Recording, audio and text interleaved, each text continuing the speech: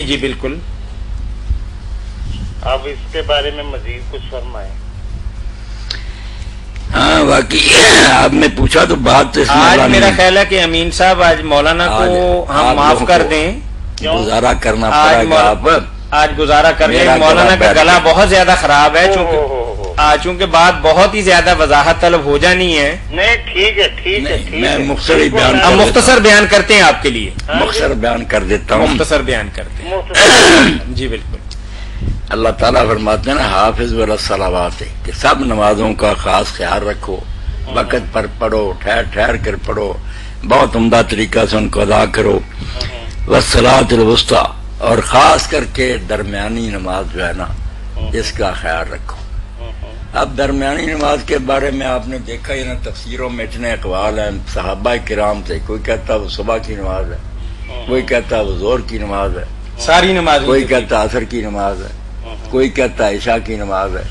ایک مغرب رہ گئی تھی، وہ بھی حافظ مغرب بن عبد البر رحمۃ اللہ نے کہا میرے خیال میں درمیانی یہ ہے، ادھر دن ختم ہوا، ادھر رات شروع ہو رہی، پانچوں نمازوں کو انہیں درمیانی کہہ رہے ہیں۔ اب جو عصر کو کہتے ہیں وہ کہتے ہیں اللہ کے رسول علیہ السلام نے جب جنگ خندق تھی تو کفار کا دباؤ بڑا، یہ نماز نہ پڑھی جا سکی، سورج غروب ہونے پر حضرت عمر نے کہا یا رسول اللہ ہماری تو رہ گئی اثر، آپ نے کہا میری بھی رہتی ہے۔ پھر بعد میں اذان کہلائی پڑھی تو بد دعا کی کہ اللہ تعالیٰ ان لوگوں کی قبروں کو اور گھروں کو آگ سے بھر دے، انہوں نے ہماری صلاۃ وسطیٰ ضائع کرا دی۔ اس سے دلیل پکڑتے ہیں کہ آپ نے اس کو کہا کہ، مگر مودودی صاحب رحمۃ اللہ علیہ نے ترجمہ اور کیا، وہ کہتے ہیں وسطیٰ کا ایک معنی درمیانی کی بجائے بہترین بھی ہوتا ہے، اسی لیے امت وسطاً نا کہ تم بہترین امت ہو، اس لیے مراد کوئی خاص نماز نہیں، ہر نماز کے بارے میں کہا کہ نمازوں کو اچھے طریقہ سے ادا کرے، خاص کر کے اعلیٰ ترین نماز پڑھنے کی کوشش کرو،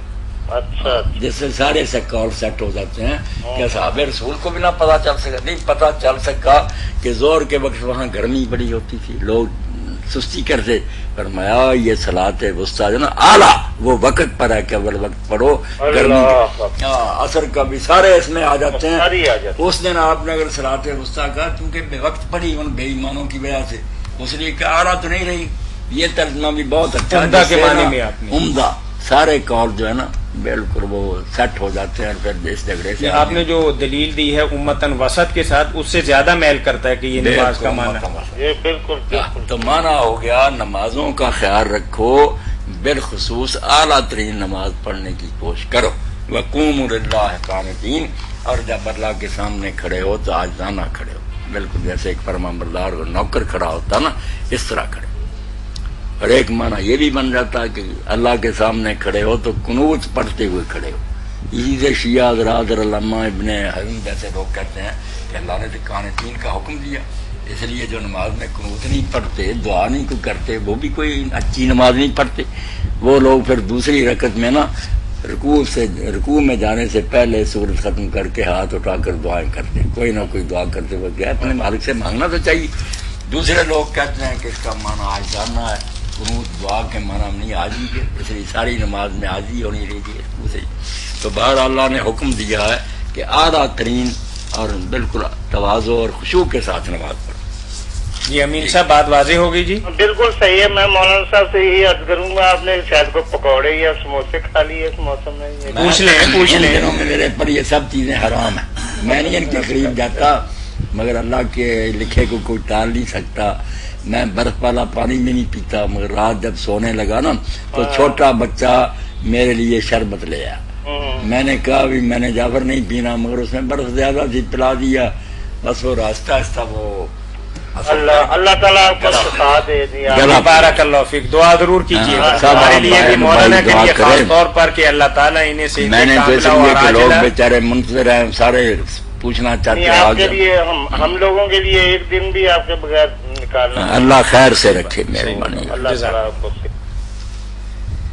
مولانا امین شاد صاحب واقعی آپ کے ساتھ محبت کرنے والوں میں شاید سر فہرست ہیں، بہت محبت کرتے۔ جی السلام علیکم ورحمۃ اللہ۔ جی وعلیکم السلام۔ جی میں نے پہلے بھی فون کیا تھا، وہ میری جو ہے نا وہ بات کلیئر نہیں ہو سکی، سنت مؤکدہ اور غیر مؤکدہ ہم نے بھی نہیں کی، نہیں وہ ہوئی نہیں، ابھی وہ درمیان میں اور فون، آپ لائن پہ رہیے گا۔ جی میں لائن پہ ہوں. ٹھیک ہے. میں نے یہ بات شروع کی تھی کہ یہ بہت سے لفظ جو ہے نا نہ اللہ نے کہے نہ اس کے رسول نے، یہ بعد میں علماء نے اپنی مرضی سے بنا لی ہے، اور اس میں بھی اختلاف ہے، کوئی اسی کو مقدہ کہتا ہے، کوئی غیر مقدہ کہتا ہے. یہ باتیں آپ اپنے ذہن سے کھرچ لیں. صرف دو باتیں ذہن میں رکھیں کہ ایک ہے فرض، دوسرا ہے نفل. جیسے رمضان شریف کے روزے ایک صحیح اور مقیم آدمی پر فرض ہیں، باقی سال میں اللہ کے رسول علیہ السلام نے بہت رکھے ہیں، شوق دلایا ہے، مگر وہ نفل روزے ہیں. حالانکہ ان میں سے بھی کئی مقدہ ہیں ان کی اصطلاح کے مطابق. جیسے آپ نے عاشورہ کا ہے، عاشورہ کا نہیں چھوڑا، عرفے کا نہیں چھوڑا، اور سوموار اور جمعرات کی نہیں چھوڑا، مگر اس کا نام میرے بھائی یہ مولوی حضرات نہیں دیں گے کہ وہ سنتے مقدہ کے نفلی روزے کہتے ہیں، اس کو سنت بھی نہیں کہتے. نہیں، بات پہلے ہی واضح تھی کہ فرضوں کے علاوہ سب نفل ہے. اس لیے اور ایک دوسرا سوال ہے جی، ان کا پڑھنا بہت اچھا ہے، درجہ بلند ہوتا ہے، جنت میں اعلیٰ مراتب ملتے ہیں، مگر ان کا مواخذہ نہیں ہوگا، پکڑ نہیں ہوگی کہ تم نے کیوں نہیں پڑھی.